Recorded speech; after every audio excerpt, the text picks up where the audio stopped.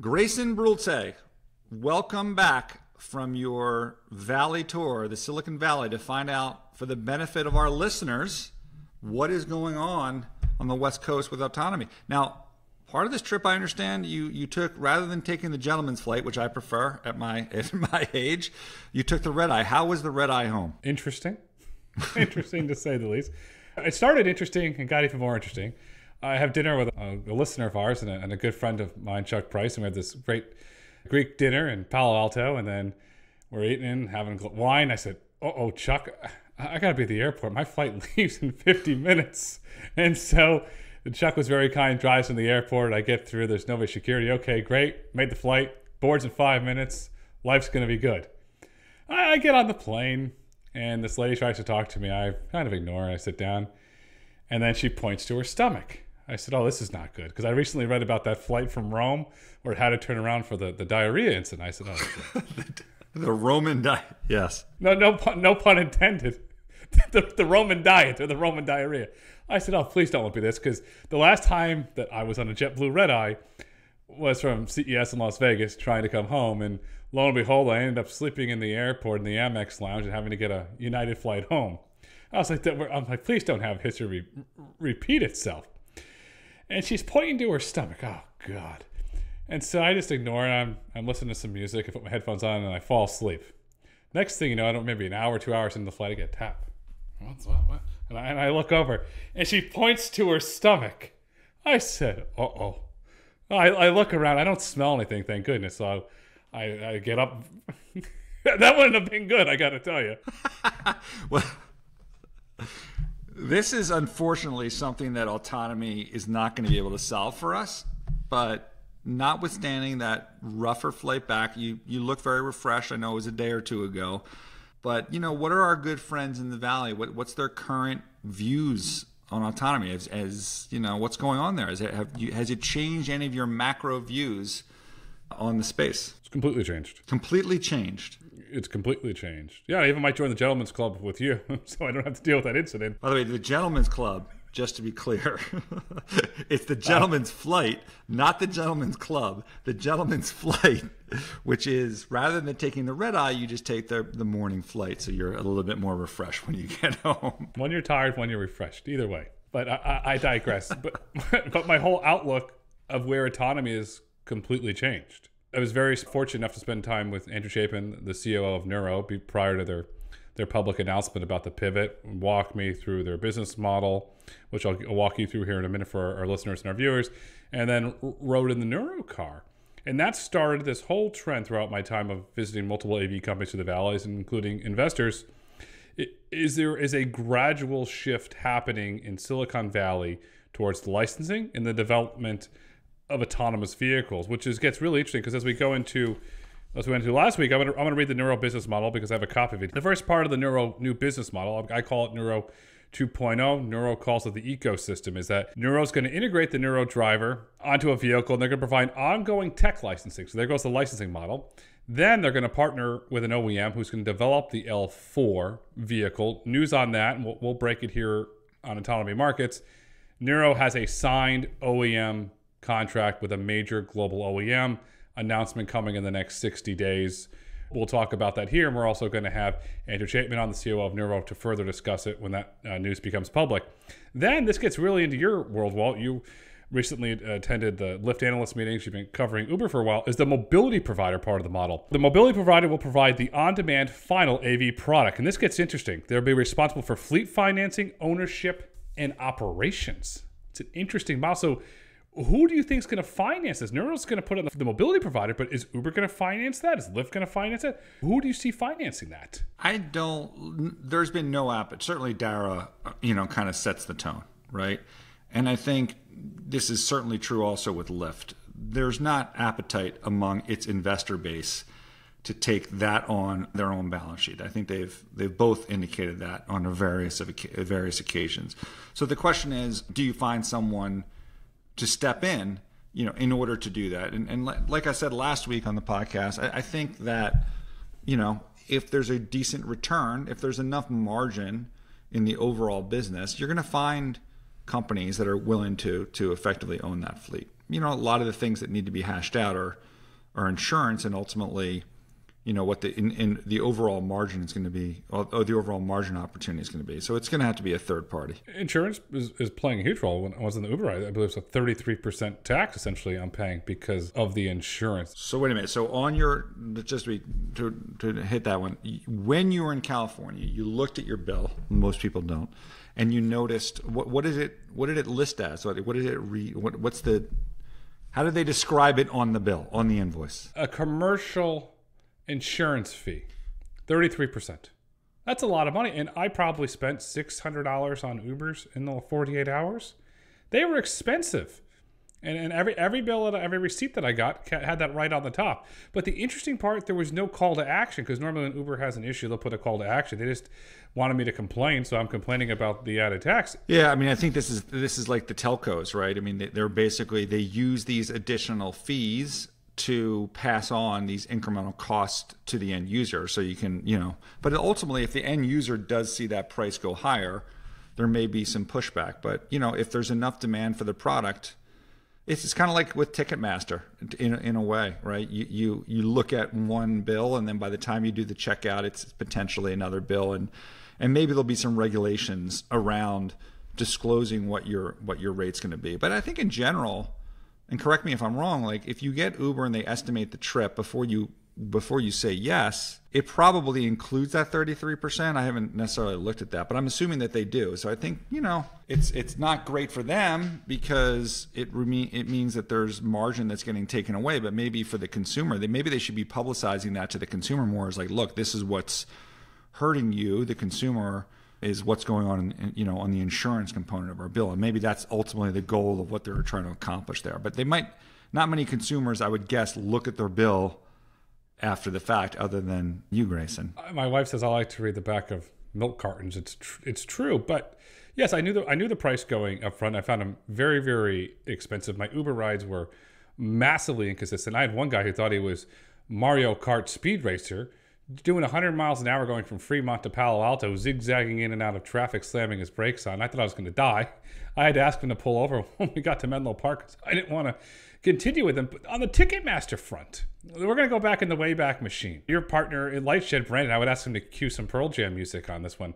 Who's going to become Eddie Vedder and take on Ticketmaster, which in the music industry is commonly known as Ticket Bastard? Yeah, in this part of the market, like, you maybe have a consumer advocate group that probably don't get as much play as, let's say, like a Taylor Swift, when there's a failure in the system and she has a bunch of followers. So I think it'll be harder for someone to become, the kind of, flashpoint pushing back here. So I think it's just going to be the industries themselves, and maybe when you get large owned fleets, and some of that, there are some owned fleets that exist out there that have drivers, but owned fleets in terms of autonomy, that there's some pushback on some of the requirements on these fees, or maybe those fees in general are just lower overall because of the higher safety benefits that some of these autonomous vehicles provide. Or what happened if Waymo, since they can self-insure and they can put it through Swiss Re, Hanover Re, or Munich Re, cut the price by 33% and advertised it? We don't have to pay this fee. You save 30% by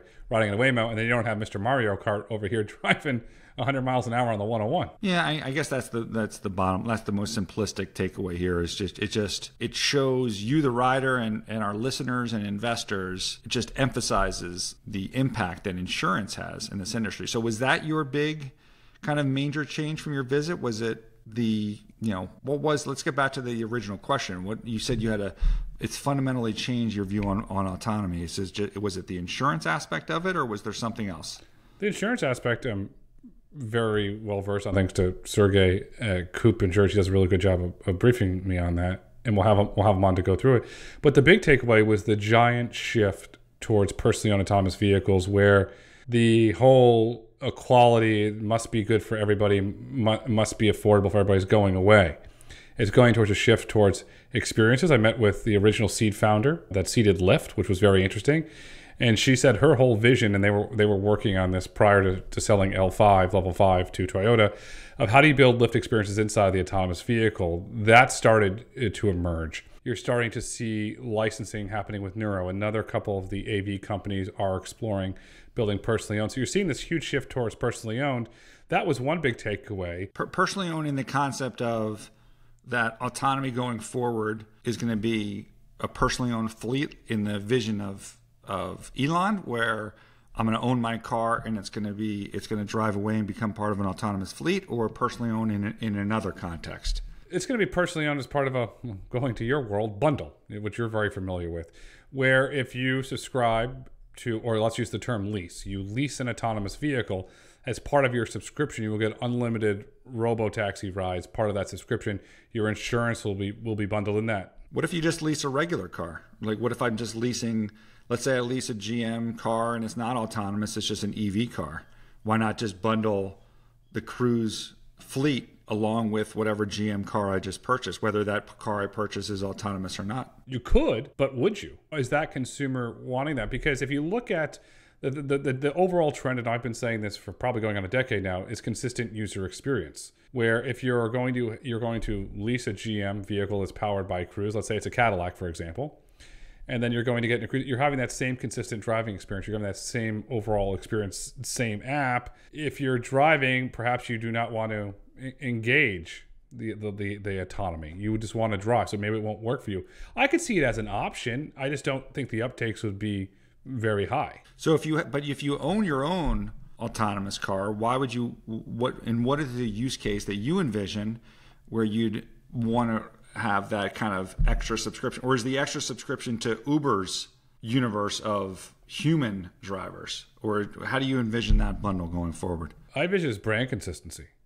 I had this whole vision years ago, and actually ran the economic model and ran the business model on it, where the Range Rover travels with you, because Porsche worked on this with the Drive program. Cadillac worked on it with the similar Drive program, where you have that consistent experience. So no matter where you went, that same vehicle that you're currently paying for would travel with you, and you have a consistent experience. I think the future of autonomy is going to be defined by consistent experiences. And then you had the co-CEO Takeda on an interview with Ed Ludlow on Bloomberg, talking about, for the first time, I couldn't believe it, I almost fell out of my chair, despite her not answering the Walt question, which I texted to Ed to try and get her to say about the economics, which she avoided, is she said Waymo is a premium service. Bingo, bingo, bingo. Autonomy is a premium service. And if you don't have your NFL Sunday tickets, we talked about last week, you can put a keg in the back of the Waymo and drive around. That's a premium experience. And when you're going to lease, or if you want to use the term subscribe to a personal autonomous vehicle, it is going to be a premium service. It's not going to be a $399 month service. It will be an expensive service. Right. So your point is that the use case is, I'm in New York, I have my autonomous vehicle, I fly to Florida or wherever, Arizona, and there I'll get access to the autonomous fleets that are available in those cities, so that the experience that I have in my car at home is the same experience that I'll have wherever I go. Yes, and then let's use the Walt Disney term plus it. The United app, for example, or the Delta app knows when your plane is arriving, where you are at the gate, if you have luggage checked. Then you go out and says, okay, Walt, you're in spot 2. You don't have to wait. You don't have to go to a hailing spot. Don't have to go on that 2-mile walk that you do in Hartfield, Atlanta, to get to it's your vehicle's right there for you. That changes that experience. Then you start to become loyal, and you start getting into the brand loyalty, and then go into your world telcos. What other experiences can you bundle in and layer on top of that for being a valued subscriber? You know, I would imagine that some of our listeners right now are thinking to themselves, like, Grayson, that's crazy, because like if I'm going to lease a car that's going to cost me 50, 75, 100 grand, I don't give a shit about like that extra bell in the whistle. But I will. Here's my pushback to that listener that I just made up in my head. You know, when telco in the early days was regional, Bell Atlantic and NYNEX were separate companies. There was always this argument of like, you never had to be national. And the reason is that most of your cell phone usage was only going to be in your area. But for that one time when you drove up to grandma's house and you had to pay roaming charges, that became an issue. So the initial reason, and they had these AT&T digital one rate plan, which was a huge positive for that company at that time. It just took away that concern about that. Just like in the AV world, where most of your driving with your electric vehicle should be able to be accomplished with 50 miles. But for that one time when you're driving to drop your kid off at college or whatever, and you don't feel like doing that recharge, in your purchasing decision, that range anxiety, I think, comes to play. So I think, I can see the pushback of what you're proposing, but I think you're onto something in the context of having that experience, being able to use my cell phone wherever I am, not worrying about what I'm getting charged, getting that quality of data. In your case, I love cruise or whatever it is that in my autonomous vehicle where I go elsewhere, I want to experience that, and I'm going to default to that. Staying on the telco theme, what if you added on a family plan for an additional X amount of dollars a month? Your children at school could get it, or your children living somewhere, they can get access to that. It's a safer form of transportation. And then from an economic standpoint, that starts to become a bigger and bigger business, because you know this from your world, the modeling, you're going to have super users and you're going to have people that barely use it but just want to have it just in case they use it. And the economics on that could get really interesting. I'm going to take it one step further for you. If we talked about on the last podcast, the role that Uber, and I think we can talk about Lyft later in the podcast, but that will play in that.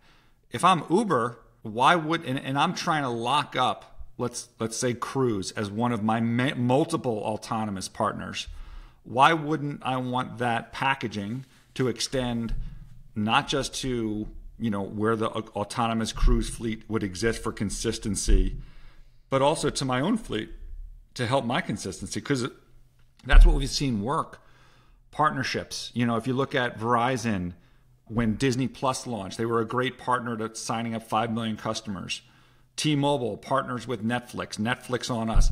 So Uber can then further partner when someone ultimately purchases that vehicle and gets themselves locked into being a benefactor of the adoption of autonomy. And that's where the benefit of the platform comes in, because if you are in a space or in an ODD where there is not it, you can default to a traditional Uber vehicle. That becomes really powerful. That's why I'm very bullish on Uber. And I know I beat on them all the time. I'm going to continue to beat on them. I was watching CNBC, half awake coming back from my adventure, and there's this analyst on it saying Uber's going to go bankrupt. Whoever does the booking for CNBC, wake up and hire somebody that actually knows something about the market, but Walt or myself on. It's because what you describe, it's that stickiness factor.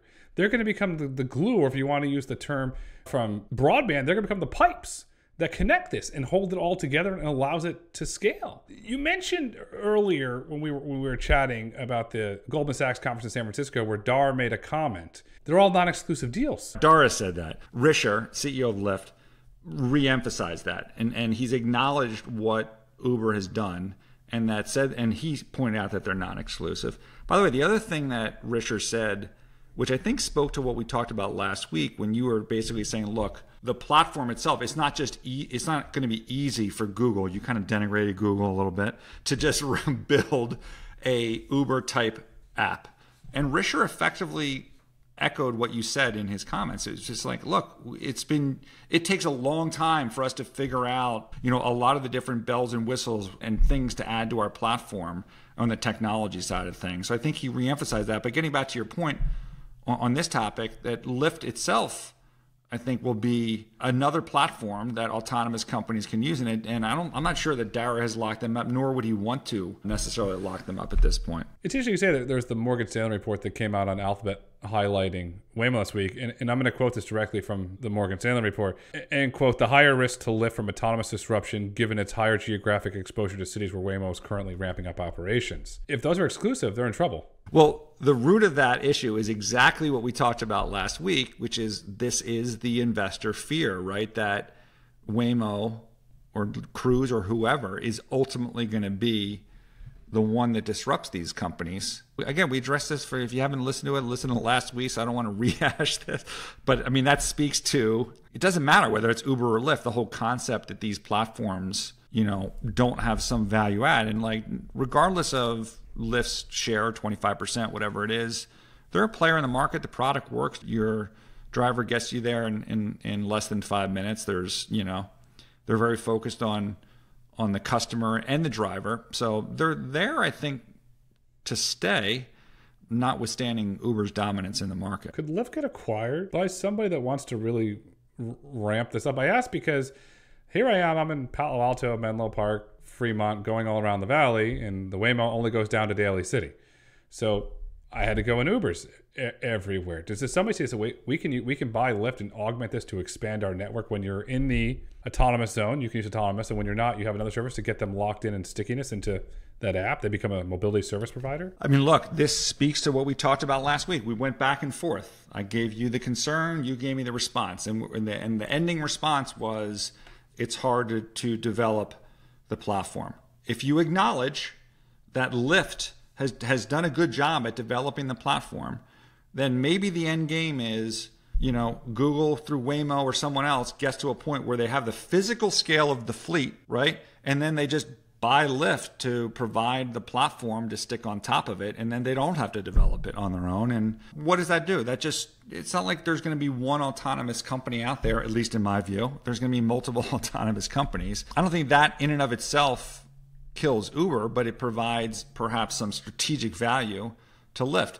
The issue, though, is if you're an autonomous company and the person you're partnering with, today and tomorrow, like, you ultimately actually want your cars in more than one or two markets, right? And the thing that Lyft doesn't have going for it is just the global scale of what Uber offers. And then in addition to that, carrying more than people. I mean, I think that the development of autonomy, you can walk and chew gum. There can be different types of products. We talked a little bit about freight being very specific last week, but certainly there's other products that can be delivered that you can leverage. Again, Uber having that advantage on their platform. Look at markets. Waymo's currently operating or mapped 25 markets in the United States. There was a photo that came out, unverified, I'll say, that Waymo's currently testing in Toledo, Ohio. I haven't verified it, but that came out today, so that could be 26 market that's mapped. Zoox is starting a series of open houses. I don't know why. The tech's not working.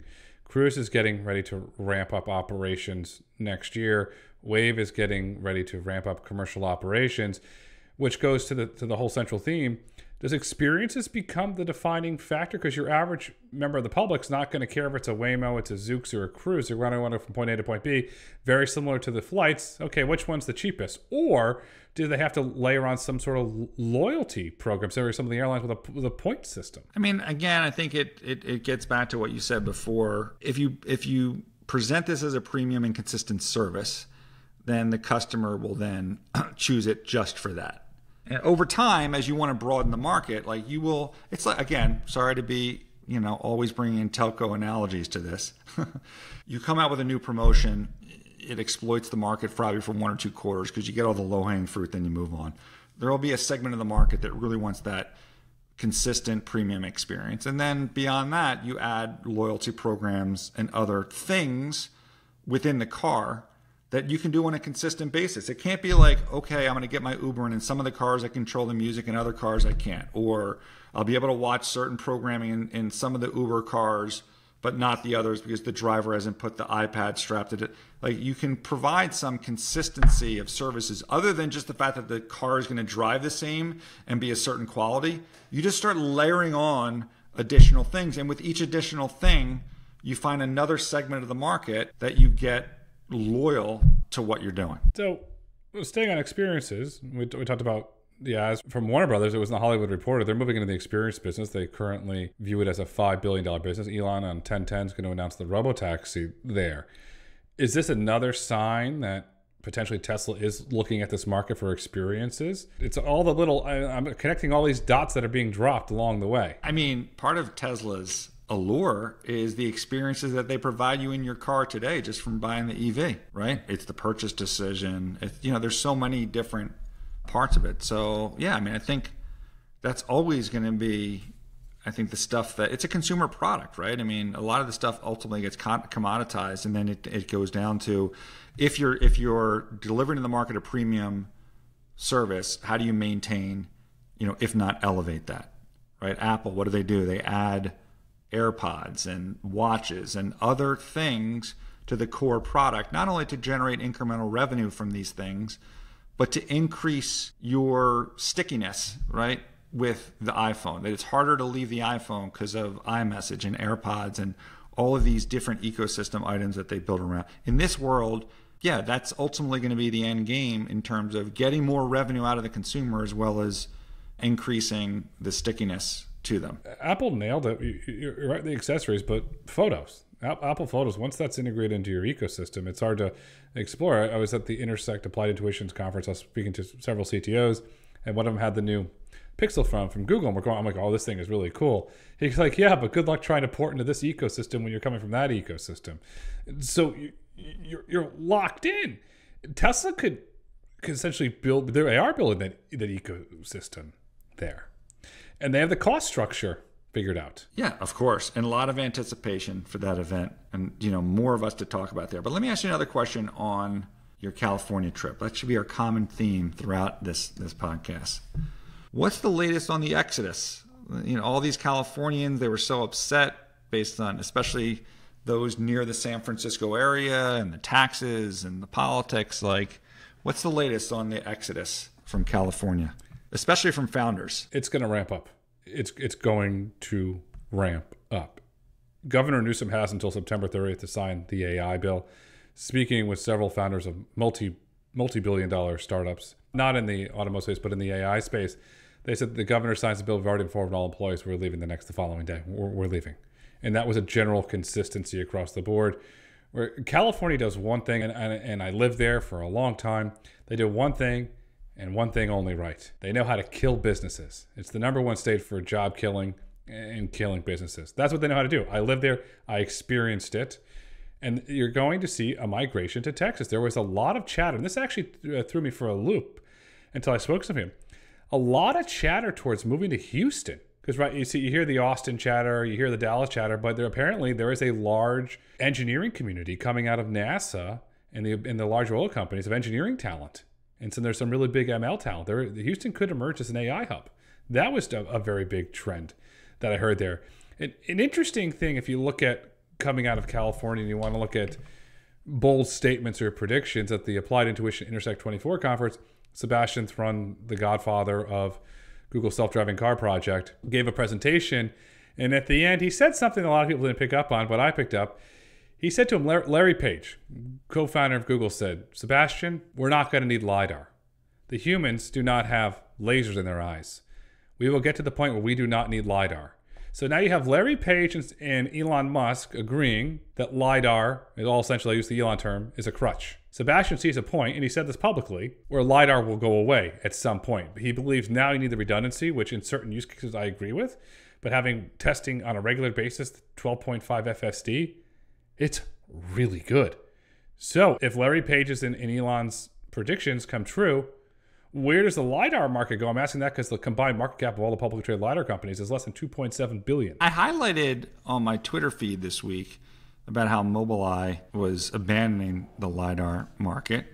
And then, I got attacked a little bit. Oh, but they're still going to use a third party. And then I think Intel after that said, was talking about them exiting Mobileye. I mean, it just seems like there's more and more evidence that that's a problem, or not a problem, but like not a critical component in what will be a successful industry. I get the arguments that other people make in terms of increasing safety or and that's obviously very important. But for this to get to mass market, you can't necessarily solve for zero in all cases. And we'll see. I understand that in aviation, that's how it works, but we'll see how this progresses on that front. From the investor standpoint, are they more concerned with safety, or are they more concerned with the cost structure? Because there seems to be a big disconnect between what the money wants and what the individuals developing the tech want, or that's what they say they publicly want. Well, from an investor standpoint, quite clearly, it's about profitability, and these are calculated risks, and let's not lose sight of the fact that the number of people that are injured on roads from human drivers. Right now, there's a tremendous amount of focus, but, look, to change topics on you, but to go back to my TMT world again, there have been very bad stories about things that have happened to individuals because of their use of social media and, what's happened there. And I don't want to get into the details, but let's just say there's bad things.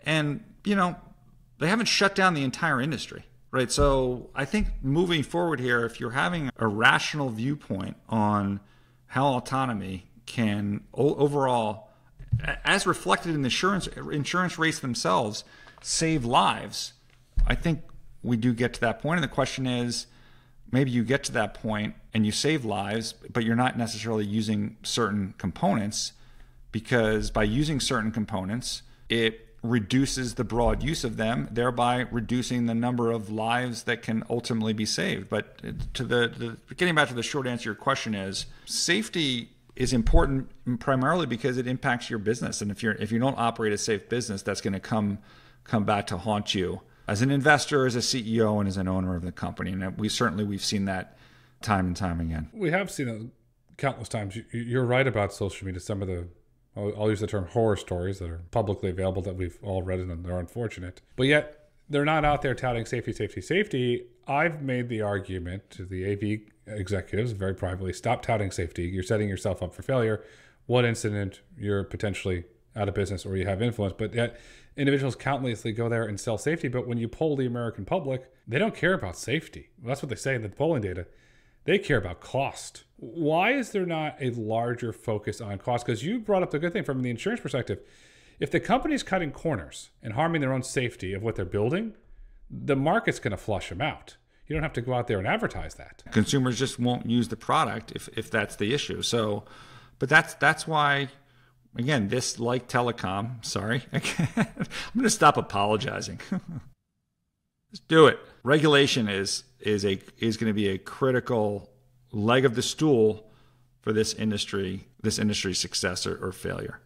And, other industries have used the threat of China as a way to help them get better regulation. I mean, I think in part our current regulators don't look at the global market, and they're trying to go take companies down for a variety of reasons, ignoring the fact of the impact that China has had on the market and how they can get share. And then they try and, after the fact, after it all unravels, go back and try and throw like grants and subsidies and bans on chips or whatever it is to try and resolve the issue. Look, autonomy is going to happen around the world, and it's to the benefit of the consumers. And part of that, getting it to consumers, is finding a profitable way to get there. And maybe it hasn't been a focus historically because it was early stage and venture money was a lot more fluid and valuations were a lot higher, and those types of things happen. But now I think everyone understands the focus. Look, it comes up on all the Uber and Lyft calls.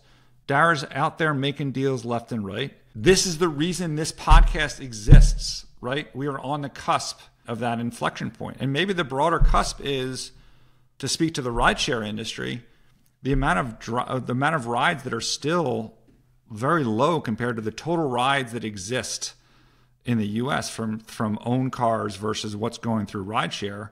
And that's the larger opportunity set that exists. And autonomy is just maybe a way to further accelerate that and get that to the next level. If you look at China, we talked a lot about this. China was a very big topic of my trip. All the telecom companies, the Xiaomis that are building vehicles, the BYDs, they know software. It's a bunch of Teslas that are competing against each other, and they're cost conscious, which they are, and they're developing the software. They're focusing on cost structure, the cost sensitivity of the Chinese consumer, and they're focusing on the user experience of what the consumer wants and integrating all the experience. Very similar if you're in the Apple ecosystem. You get the Xiaomi car, it's all fully integrated, and there is no way outside of Tesla for the current state of the US OEMs to compete with what they're doing in China. And then if you look at what they're doing in autonomy, and this goes up to President Xi, he's cleared everything. It is a national priority of the CCP to build and scale autonomy and then to export autonomy to the world. But yet we're sitting here marred in regulation. We can't get a national framework. We can't even get anybody to agree if it should be a number 2 pencil or a thick pencil. How big of an issue or a concern is it to Wall Street investors? Because I met with one large fund out there and said, I can't invest in space until there's a national framework and I have some sort of stability and clarity for my investment. How big a concern is the current state of regulatory environment for the Wall Street individuals? I feel like all I can do is laugh at that because it just extends beyond the topic of autonomy, beyond what China enables their companies to do relative to the U.S. companies. It's even the M&A and the antitrust environment that's ongoing right now. So it's a frustrating point. There's kind of ebb and flow. We do a lot of DC type work. We'll see what happens in the Senate, but even if Kamala wins, there's still potentially an opportunity for changes at a lot of these agencies. Some would argue that with a Republican Senate, you keep people in and you try and, because everything's a horse trade to get different people in different agencies. I don't know if that's really true. Kamala seems to me like someone that wants to put her own people in the right places. And, that can provide a different outlook and different priorities when you have different people in there. So we've got a change coming up, and I'm always hopeful. I'm a proud American, and I'm always hopeful that regardless of who's running our country, that we're trying to find ways to enable businesses to excel and bring greater products and services, especially now when we're at such a pivotal turning point in technology development with AI and obviously with autonomy. We're all hopeful. On the Lightshed podcast, for those of you who are interested in TMT, we talk extensively and actively about regulators. And we've had our say, and we've done many events with key regulators that are in office now and are formerly, at the DOJ, FCC, and other places. So there's a high frustration level with the current state of regulation in the U.S. And, again, like I said, whether it's Kamala or Trump, there could be an opportunity for change. But, what do they say? Sometimes the devil you know is better than the devil you don't. So you never know. You answer that like a politician. Walt the politician, folks. Here we go. Rarely. I'm actually impressed that you held back on that one. On the regulatory front, staying on that front, if the DOJ orders Alphabet to be broken up, this is another thing we talked about in the Valley. Could Waymo survive? Absolutely. I think, first of all, they could get spun or broken up with plenty of cash. In terms of it being a scale. Well, look, it's going to take people that know how to get to profitability. So I don't want to say absolutely. They have a high probability of survivorship given where they are in the market today. I mean, people are in their cars every day. There's, hundreds of thousands of rides, right, that are occurring. So that should set them up. And if they can't survive on their own, then this industry's got a real problem. I agree with that. But if you look at sovereign wealth funds are currently looking for opportunities in autonomy, and they have the pockets to continue to write this. But the pockets that are deep enough to write a $2 billion check a year are few and far between without getting to profitability. Should, and this is more of a Ruth Bort question than anything, Waymo start to put cost discipline and put the right financial management in place today in case of a potential spin out that is ordered? I mean, look, cost discipline is always important. But when you have the benefit of being funded by a company that generates that much free cash flow, ramping your scale is just more important. It just is. I know, sorry, that's, why venture capitalists have been denigrated for, the actions of years past of overfunding and getting, quickly to a point. But there's value in getting there quickly, and the costs, can be determined later. So I don't know if we talked about this in the last podcast, how quickly they can get to 1 million rides or 500,000 rides, to get to, even if it's not profitability, the scale that's widely acceptable. I wouldn't necessarily focus on the cost right now if you're them. If you're, an independent company, sure, that's providing that path of profitability has certainly, just look at Uber stock, right? No one thought they could be profitable. They showed it. I mean, it's almost like an age-old story. How long do we hear about Amazon and Jon Stewart or others like ripping on them for never generating a profit? Because you didn't understand the basics of taking your profit and reinvesting it in the business. Like, there's plenty of opportunities for Waymo to reinvest things in terms of actual people and engineers in their business to obtain greater success, right? So, that's still a strategy that while it's denigrated and there's all this focus on profitability, Grayson, I've been doing this a long time, and this comes in kind of ebbs and flows. But the bottom line is, this is we both agree, a huge opportunity. Let me ask you a question. We talked a lot about Waymo and Cruise. Again, getting back to your California trip, what are the autonomous vehicle companies that everyone was talking about there that are, have all the buzz in the Valley? And what are the ones that aren't getting talked about? Passenger side, it's Waymo, Cruise, Wave. Zero buzz. Crickets around Zoox. That's a black box. Crickets. Absolute crickets. Crickets. Why is that, do you think? I'm going to pull a Walt and give a political answer. Unsure. Yeah. But that's fine. It's just there's no buzz at the moment. And if our listeners, viewers want the real answer, and you know me, call me. I'm happy to tell you off the record, or maybe Walt and I host an off the record talk on that. Zero. And on the truck side, all roads are leading to Kodiak and Aurora. They're buzzed. They're starting to corner the markets. Kodiak is getting a lot of attention in the Valley for their Atlas off-road project in West Texas. That's getting a lot of buzz, and there's a lot of buzz leading up to Aurora's driver out moment at the end of the year. And then there was buzz, I was there, we mentioned earlier, with Nuro leading up to licensing. And that whole licensing theme is really starting to heat up. And that goes back to earlier what we said. All roads lead to Uber, because everybody keeps asking who's getting the next Uber deal. I'll go here on the record. I guarantee you, based on what we read in this business report, that at some point Nuro's getting an Uber deal. And that gets really, really interesting. So where's let's go back to Zoox then. You know, Google on their call profiles Waymo. I think it was at the start of the call. Amazon doesn't even talk about Zoox. Like, where do you think that ends at Amazon, if ever? Do they just kind of keep this out there and then hopefully they get somewhere? Or does the lack of buzz ultimately have Amazon reassess why they own this thing? If I'm Andy Jassy, I'm asking a lot of questions. I'm asking a lot of questions. I'm hearing, this is unconfirmed, that there is a pivot coming for Zoox and that they actually might launch the Highlanders before they launch the vehicle. And if that is true, that was something I was hearing in the Valley and is unconfirmed.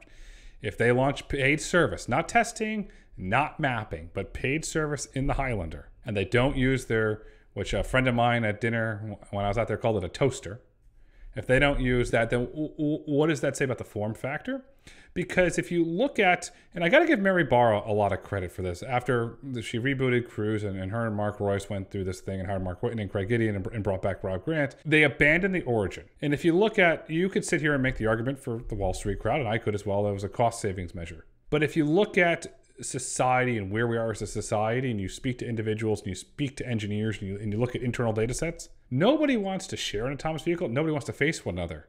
The Zoox vehicle was meant to be shared, to face each other. So we go from Walt's house to the restaurant to pick up another person. Well, I don't want to share with you. You don't necessarily have to share. I mean, I'm going to disagree with you here in that maybe that's their strategy, but I still do like I was in a Zoox.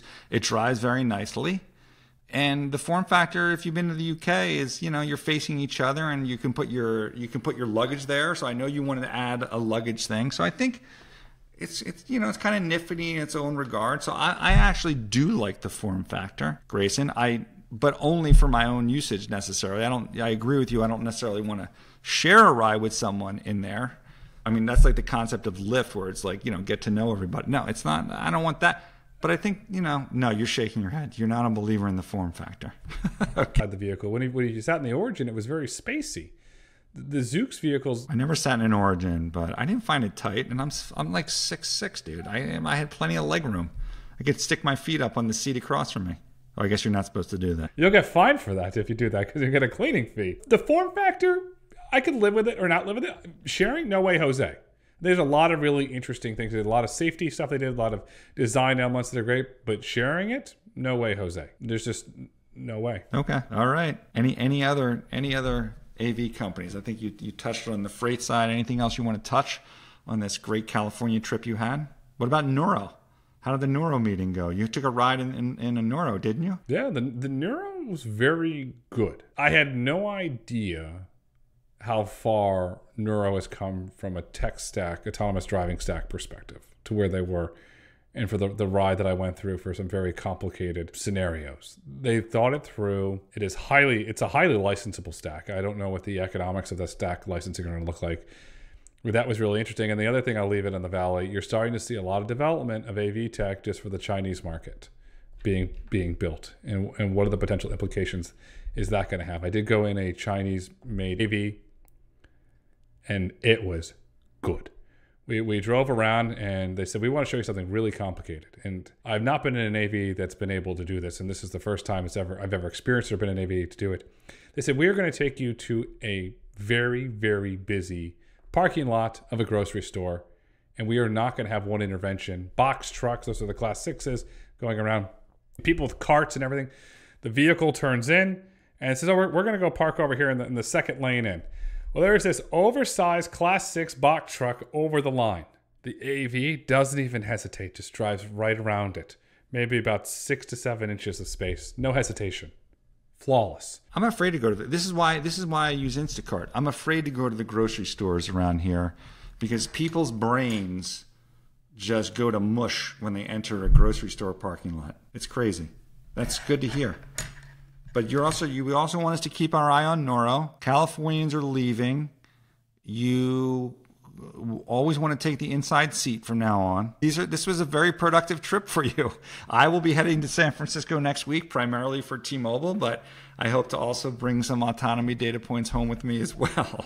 And hopefully you have a pleasant flight on the gentleman's flight. I was going to call it Gentleman's Club, but the gentleman's flight. Actually, no, I am also, in this case, not able to take my typical gentleman's flight. I am also going to be on a red eye because I got to get back, and I got a college visiting weekend already. It's like they barely went away, and they already want us to visit. So I got to get back on a red eye for that. So if you see the poke at the stomach, be warned. When the person wants to get into their seat, I'm just going to point to their stomach and be like, "Everything okay with this?" That's how it is, and it'll be good. And we can't wait to hear about your trip from the Valley, and to our listeners and viewers. And until next week, the future's bright, the future's autonomous, and the future is do not sit on the aisle seat on a red eye. Have a good week, everybody.